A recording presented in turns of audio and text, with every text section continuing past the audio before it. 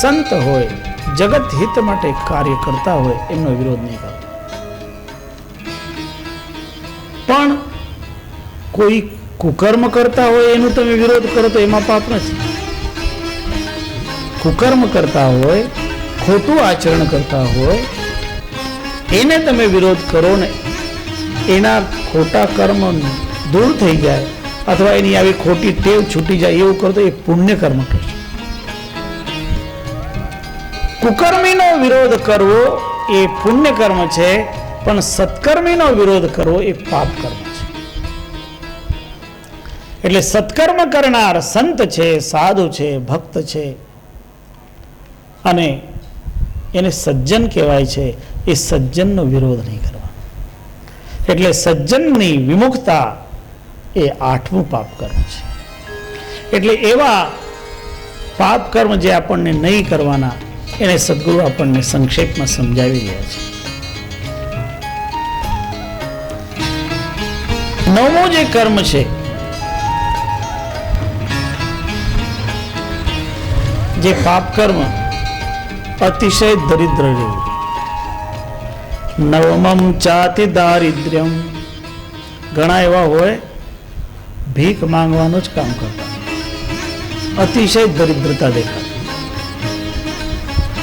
દરિદ્રતા એટલે જે પોતાની જરૂરિયાતોમાં કોઈ દિવસ સંતોષને ના આવવા એ અતિશય દરિદ્રતા. વ્યક્તિ પાસે જેમ જેમ એની જરૂરિયાતો વધે તેમ તેમ દુઃખ વધતું હોય છે. ગોસ્વામી તુલસીદાસજી કહે, નહીં દરિદ્ર સમ દુઃખ જગ માહી. દરિદ્રતા જેવું કોઈ બીજું દુઃખ નથી. પણ દરિદ્રતા વધુ વધુ કાયમ ડિમાન્ડ જ રાખવી એનું નામ દરિદ્રતા. કાયમ લેવા માટે તૈયાર રહેવું, સંતોષ બિલકુલ નહીં રાખવો એનું નામ દરિદ્રતા. પણ જે સંતોષી જીવ હોય એની પાસે ન હોય ને તો એ દરિદ્ર નથી. કોઈ પાસે કોઈ વસ્તુનો અભાવ હોય એનાથી દરિદ્ર છે એવું નથી. જેની કામનાઓ અતિ વિશાળ હોય એ દરિદ્ર થતો હોય છે. કોવા દરિદ્રો વિશાલ તૃષ્ણ એમ ભગવાન શંકરાચાર્ય કહે છે. આ દુનિયામાં દરિદ્ર કોણ? જેની તૃષ્ણા બહુ વધી ગઈ હોય અને જેની તૃષ્ણા વધે ને તો એ દુઃખી જ થાય. તમે એ દેવોદાસની કથા સાંભળી હોય તો એ અતિ લોભ એને અતિ દરિદ્રતા તરફ લઈ જાય.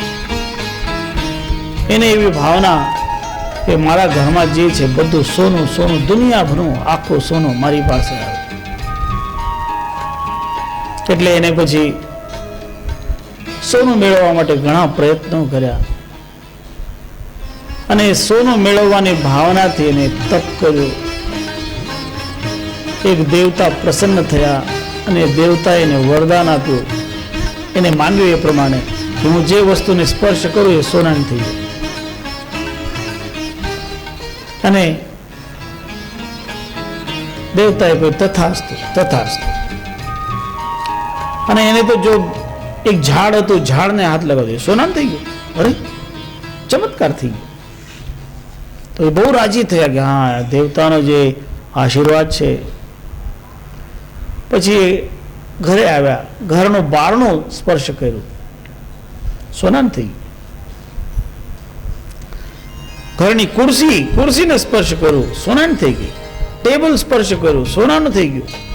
આ બધું જોતા જોતા હો રાજી થવા માંડ્યો કે ઓહો કેટલું સોનું વધી રહ્યું છે આપણા ઘરમાં. ઘરની ભીતને સ્પર્શ કર્યું, આખું ઘર સોનાનું થઈ ગયું. પછી એટલામાં એની પત્ની આવી અને એ પત્ની એની લાડકવાળી બાળકીને લઈને આવી અને એને એ બાળકીને લેવા માટે હાથ લાંબા કર્યા અને જેમ બાળકને હાથમાં લીધું સોનાનું. હવે સોનાનું થાય એટલે નિર્જીવ. એટલું જ નહીં, એના માટે જમવાની થાળી આવી, થાળીને સ્પર્શ કરો, થાળી સોનાની, થાળીમાંથી લાડવો ઉપાડો તો લાડવો સોના. એટલે હવે એ અતિશય જે લોભ છે એ જ અતિશય દરિદ્રતાને દેખાડે છે અને ધીમે ધીમે એ અત્યંત દુઃખી કરે છે, પાપ દુઃખી કરતો હોય. એટલે અતિ દરિદ્રતા છોડી દેવાની અને દરિદ્રતાને દૂર કરવા માટે પુરુષાર્થી બનવાનું, મહેનત કરવાની. પુરુષાર્થી બનીને આપણે આપણી દરિદ્રતાને ઓછું કરવા, હટાવવાનું, દરિદ્ર બની નહીં રહેવાનું. એટલે ખાસ કરીને સદગુરુએ તો કહ્યું, કહે કબીર કછ ઉદ્યમ કીજે, આપ ખાય ઔરન કો દીજે. ઉદ્યમ કરો, પુરુષાર્થી બનો, પ્રબલ બનો, પુરુષાર્થવાદી, શક્તિમાન બનો, પુરુષાર્થી બનો. તો નવમો દોષ કયો? જે અતિ દરિદ્રતા છે. દશમમ રાજસમ તથા, જે દશમો દોષ કયો એ રજોગુણ વૃત્તિ. રજોગુણ વૃત્તિ પણ માનવીને દુઃખી કરે છે. એ રજોગુણ વૃત્તિ કેવી કે પોતાનો મોટપણ બીજાને દેખાડવાની કોશિશ કરે, પ્રદર્શનવાદીતા, રાજસીપણું. અમે ઘણીવાર આ કહ્યું કે ઘરમાં જમવાનું ન હોય ને મોચમાં ઘી લગાડે, આ રાજસીપણું કહેવાય. ઘી એટલા માટે કે બીજાને કે હું તો ઘી ખાઈને, અરે ઘરમાં તેલ ટેકાણું નથી. તો આવું પ્રદર્શન અને ખોટો ખોટો ઘમંડ નહીં દેખાડો, એ પણ પાપ છે. એટલે રાજસીપણું પણ પાપ છે. 11મો પાપ કયું?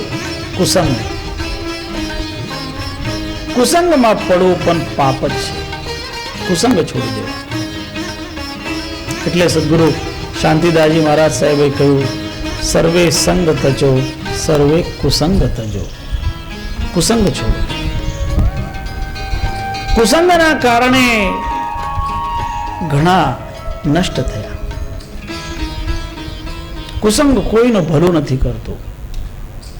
સત્સંગમાં આવનારાનું કલ્યાણ થાય અને કુસંગના પ્રતાપે ઘણાનું પતન થાય. કોઈ વખત શરાબીના સંગમાં કોઈ જ આવે ને તો એ શરાબી એને કહે કે લે થોડો સ્વાદ લઈ લે. હવે એના સંગમાં કોઈ વ્યક્તિ એનો એક ઘૂંટડો લેવાની કોશિશ કરે ને પછી એનાથી છૂટે નહીં. આ દુનિયામાં જે વ્યસનોમાં ફસાવતા હોય ને લોકો, એ શું કરતા હોય? પહેલા મફત એને આપે, મફત આપે અને મફત આપે ને પછી જયારે ટેવ પડે ને એને, તો એનાથી રેવાય નહીં, તો કહે કે હવે પૈસા, અને પછી એનાથી એનું શોષણ કરે.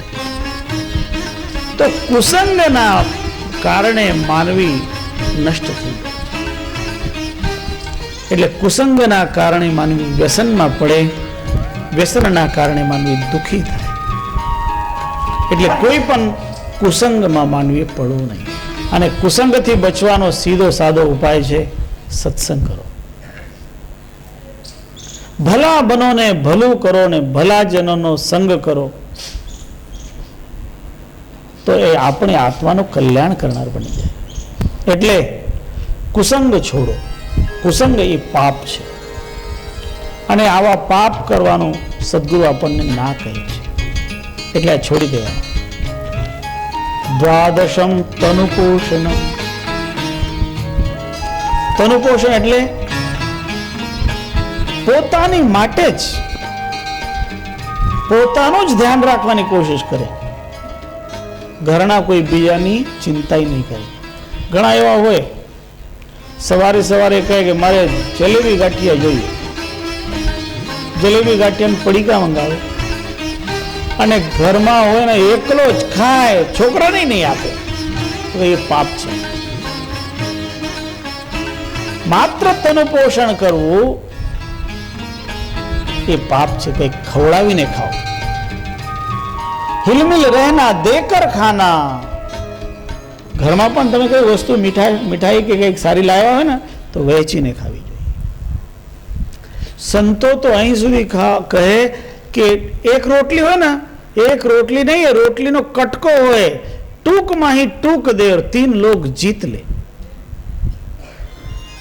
ટુકડામાં પણ ટુકડો હોય તો વહેંચો, આપો. એક વખત એવું થયું કે સદગુરુ કબીર સાહેબ છેલ્લે જ્યારે મગહર ગયા અને આમી નદીનું નિર્માણ થયું અને પછી તો સદગુરુ કબીર સાહેબ ત્યાં ઘણા વખત રોકાણા હતા.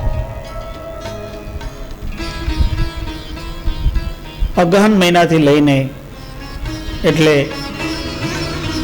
મહિના સુધી લાંબો સમય સદગુરુએ ત્યાં કાઢેલો. કોઈ કહે છે મહિનાથી અગહન મહિના સુધીનો સમય કાઢેલો, લાંબો સમય. તો ત્યાં એમને મળવા માટે અનેક વાર જુદા જુદા સંતો આવતા.